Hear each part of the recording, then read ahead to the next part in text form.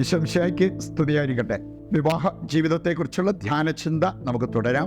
നമ്മൾ ഇന്ന് ധ്യാനിക്കുന്നത് ആരാണ് ഉത്തമ ഭർത്താവ്. വിവാഹ ജീവിതവുമായി ബന്ധപ്പെട്ട ഏറ്റവും പ്രധാനപ്പെട്ട രണ്ട് ഘടകങ്ങളാണ് ഭർത്താവ്, ഭാര്യ. ആരാണ് ഉത്തമ ഭർത്താവ്? ഞാൻ എന്നെ വിസ്മയിപ്പിച്ച ഒരു കാര്യമാണ് ഒരു ഭർത്താവിൻ്റെ വിശാല മനസ്സ്.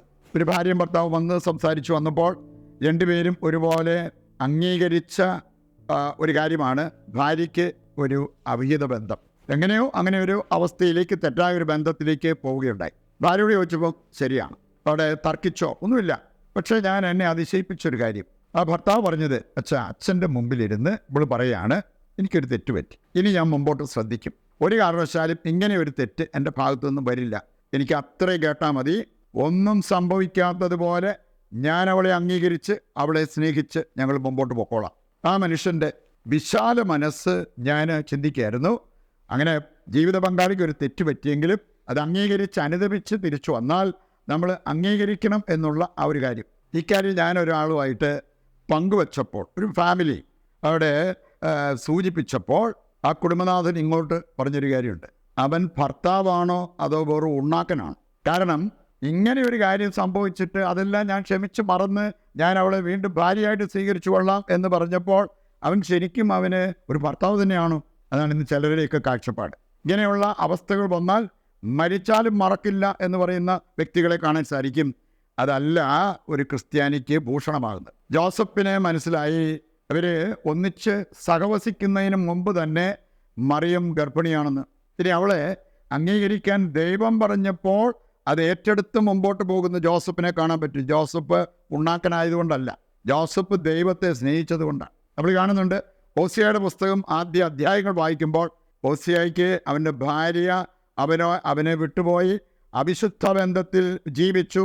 അങ്ങനെ അവിഹിത ബന്ധത്തിലേക്ക് പോയപ്പോഴും അവിശ്വസ്തത കാണിച്ചപ്പോഴും അവനോട് പറഞ്ഞത്, നീ അവളെ പോയി സ്വീകരിക്കണം, നിൻ്റെ ഭാര്യയായി സ്വീകരിക്കണം, അവളിൽ നിനക്ക് കുഞ്ഞുങ്ങൾ ഉണ്ടാകട്ടെ. അത് ഹോസിയ ഉണ്ണാക്കനായതുകൊണ്ടല്ല അവൻ ആ കാര്യം ഏറ്റെടുക്കാൻ തയ്യാറായത്, ദൈവത്തെ അതുപോലെ സ്നേഹിച്ചിരുന്നത് കൊണ്ടും അനുസരിക്കാൻ സന്നദ്ധനായതുകൊണ്ടുമാണ്. ഇക്കാര്യം നമ്മുടെ ഹൃദയത്തിൽ വെച്ചുകൊണ്ട് നമുക്ക് ആരാണ് ശരിക്കും ഉത്തമ ഭർത്താവാകുന്നത്, അല്ലെങ്കിൽ ഒരു വ്യക്തി ഉത്തമ ഭർത്താവാകാൻ എന്തൊക്കെയാണ് ചെയ്യേണ്ടത്, ഏതാനും വചനങ്ങളുടെ വെളിച്ചത്തിൽ നമുക്കത് മനസ്സിലാക്കാം. ഒന്നാമത്തെ കാര്യം, ഭാര്യയെ സ്നേഹിക്കുന്നവൻ, നിഷ്കളങ്കമായ സ്നേഹത്താൽ, വ്യവസ്ഥകളില്ലാത്ത സ്നേഹത്താൽ സ്നേഹിക്കുന്നവനാണ് ഉത്തമ ഭർത്താവ്.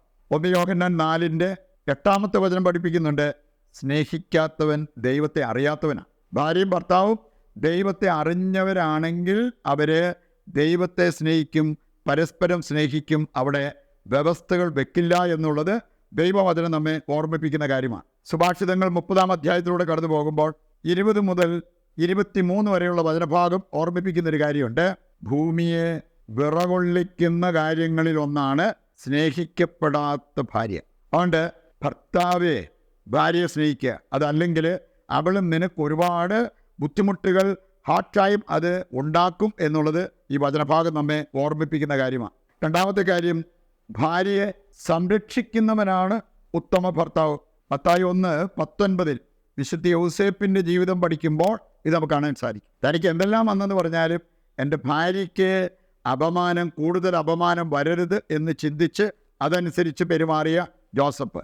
അങ്ങനെയുള്ളവരാണ് ഉത്തമ ഭർത്താവ് എന്ന് പറയാൻ സാധിക്കുന്നത്. തൻ്റേതായ സ്റ്റാൻഡിന് വേണ്ടി, നിലനിൽപ്പിന് വേണ്ടി ഇല്ലാത്ത കാര്യങ്ങൾ പോലും ജീവിത പങ്കാളിയെക്കുറിച്ച് ഉണ്ടാക്കി പറയുന്നവർ ഉത്തമ ഭർത്താവ് അല്ലെന്ന് വീണ്ടും നമുക്ക് കാണാൻ സാധിക്കും.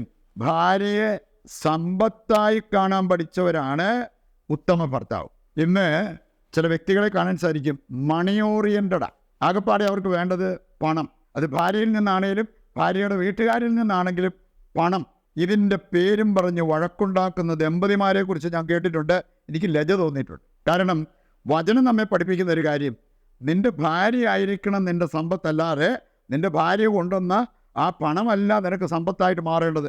ഇതേക്കുറിച്ച് നമ്മൾ കാണുന്നുണ്ട് പ്രഭാഷകൻ 36:29 വചനം. അവിടെ പറഞ്ഞിരിക്കുന്നത്, ഭാര്യയാണ് ഭർത്താവിന് സമ്പത്ത്, അതല്ലാതെ അവളുടെ സൗന്ദര്യമോ അവളുടെ ആഭരണങ്ങളോ അവൾ കൊണ്ടുവന്ന പണമോ ഇതല്ല എന്നുള്ളത് നാം തിരിച്ചറിയണം. മറ്റൊരു കാര്യം, ഉത്തമ ഭർത്താവാകാൻ വളരെ പ്രധാനപ്പെട്ട ഒരു കാര്യമാണ് ഭാര്യയെ ദുഃഖിപ്പിക്കരുത്.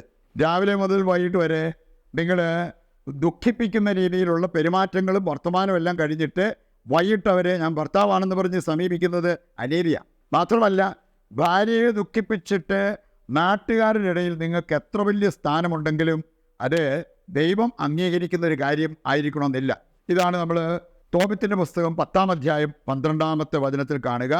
നിന്റെ സംസാരമോ നിന്റെ കമൻറ്റോ നിന്റെ പെരുമാറ്റമോ നിന്റെ അവഗണനയോ ഇതൊന്നും മൂലം നിന്റെ ഭാര്യയുടെ കണ്ണ് നിറയരുത്, അവളെ ദുഃഖിപ്പിക്കരുത്. അവസാനമായിട്ട് നമുക്ക് ചിന്തിക്കാൻ പറ്റുന്നത്, ഭാര്യയെ ശ്രവിക്കാനും വിശ്വസിക്കാനും സാധിക്കുന്നവരാണ് ഉത്തമ ഭർത്താവാകുക. ന്യായാധിപന്മാർ 13-ാം അധ്യായം എടുക്കുമ്പോൾ ഭാര്യയ്ക്ക് ദൈവത്തിൽ നിന്ന് കിട്ടിയ ഒരു സന്ദേശം വന്ന് ഭർത്താവിനോട് പറയുന്നത് കാണാൻ പറ്റും. ഇനി അവിടെ ഭർത്താവ് അവളെ കളിയാക്കുകയോ പരിഹസിക്കുകയോ അല്ല ചെയ്തത്, അവളെ വിശ്വസിച്ചു, അത് അനുസരിക്കാൻ തയ്യാറായി. അവരുടെ ജീവിതത്തിൽ വലിയ ഒരു നേട്ടം ഉണ്ടാവുകയും ചെയ്യും. പ്രിയപ്പെട്ടവരെ, ഇക്കാര്യങ്ങൾ വിശ്വാസത്തിൽ എടുക്കാൻ സാധിച്ചാൽ നമ്മുടെ ജീവിതത്തിൽ, പ്രത്യേകിച്ച് ദമ്പതിമാരുടെ ജീവിതത്തിൽ വലിയ നേട്ടമുണ്ടാകും എന്നുള്ള അബോധ്യത്തോടെ നമുക്ക് ഭർത്താക്കന്മാരെല്ലാം ഉത്തമ ഭർത്താവാകാൻ ആഗ്രഹിക്കുകയും പരിശ്രമിക്കുകയും ചെയ്യുക. അങ്ങനെ ആകാൻ ഭാര്യമാർ പ്രത്യേകം പ്രാർത്ഥിക്കുകയും ചെയ്യുക. നമ്മളിന്നൊരു കോമൺ നിയോഗമായിട്ട് വെക്കുന്നത്, അകാരണമായി അപമാനം സഹിക്കേണ്ടി വരുന്ന ദമ്പതിമാരുണ്ട്. ഒരുപക്ഷെ അതിൽ ഒരാളായിരിക്കാം. അകാരണമായിട്ട് അപമാനം സഹിക്കേണ്ടി വരുന്നവരെ അവർക്ക് വേണ്ടി നമുക്ക് പ്രത്യേകം പ്രാർത്ഥിക്കാം.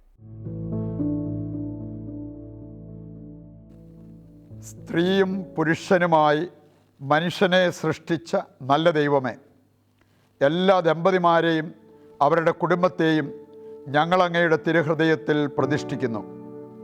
പുരുഷന് ചേർന്ന ഇണയെ ഞാൻ നൽകുമെന്ന് അരുൾ ചെയ്ത ദൈവമേ, ഞങ്ങളുടെ ജീവിത പങ്കാളിയെയും മക്കളെയും ദാമ്പത്യ ജീവിതത്തിൽ ഞങ്ങൾ നേരിടുന്ന എല്ലാ സുഖദുഃഖങ്ങളെയും ഞങ്ങൾ അങ്ങേക്ക് പ്രതിഷ്ഠിക്കുന്നു.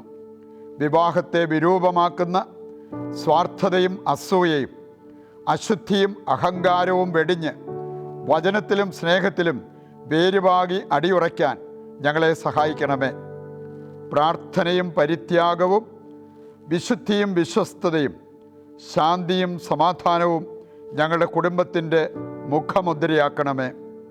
സ്നേഹിക്കാനും സ്നേഹിക്കപ്പെടാനും അതിലൂടെ ഏറ്റവും നല്ല സുഹൃത്തുക്കളാകാനും അങ്ങയോട് ചേർന്ന് മുപ്പിരിച്ചരടാകാനും എല്ലാ ദമ്പതിമാരെയും അനുഗ്രഹിക്കണമേ. ആമേൻ. നമ്മുടെ ഇന്നത്തെ എല്ലാ അവസ്ഥകളും ഇന്നിൻ്റെ എല്ലാ പ്രാർത്ഥനാ നിയോഗങ്ങളും ദൈവകരങ്ങളിൽ ഏൽപ്പിച്ചുകൊണ്ട് താഴ്ന്ന സ്വരത്തിൽ കർത്താവിനെ സ്തുതിച്ച് ദിവ്യകാരുണ്യത്തിൻ്റെ ആശീർവാദം നമുക്ക് സ്വീകരിക്കാം. യേശുവേ നന്ദി, ഹല്ലേലൂയ, ഹല്ലേലൂയ. കർത്താവെ ഏറ്റെടുക്കണമേ. ഞങ്ങളെ ഓരോരുത്തരെയും, ഞങ്ങളുടെ എല്ലാ പ്രാർത്ഥനാ നിയോഗങ്ങളെയും ഏറ്റെടുത്ത് ഞങ്ങളെ, ഞങ്ങളുടെ കുടുംബത്തെ, ലോകം മുഴുവനെയും സമൃദ്ധമായി അനുഗ്രഹിക്കണമേ. യേശുവേ നന്ദി, യേശുവേ സ്തുതി, യേശുവേ ആരാധന.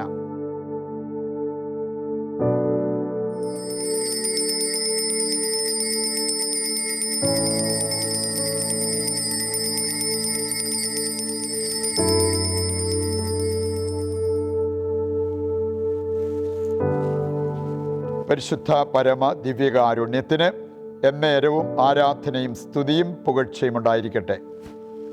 ഈശോ മിശിഹായ്ക്ക് സ്തുതിയായിരിക്കട്ടെ. ദൈവം നിങ്ങളെ സമൃദ്ധമായി അനുഗ്രഹിക്കട്ടെ.